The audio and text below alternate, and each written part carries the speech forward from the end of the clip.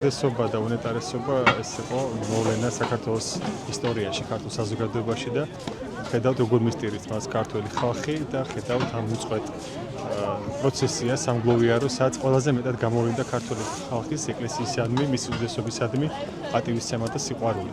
და ასევე რაც ძალიან აღსანიშნავია, თქვენ მოგეხსენებათ ქართველების რიგში დგომა როგორ არ უყვართ.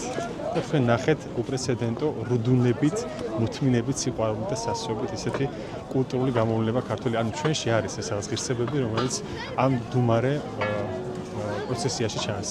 და მე ძალიან დიდი დანაკლისია ჩვენი პატრიარქი ამ ქვეყნისთვის, ჩვენი ეკლესიისთვის და ჩვენ ვიმედოვნებთ, რომ მის გაყვავულ გზაზე შევძლებ ისე ღირსეულობას, როგორც ის გვასწავლეთ.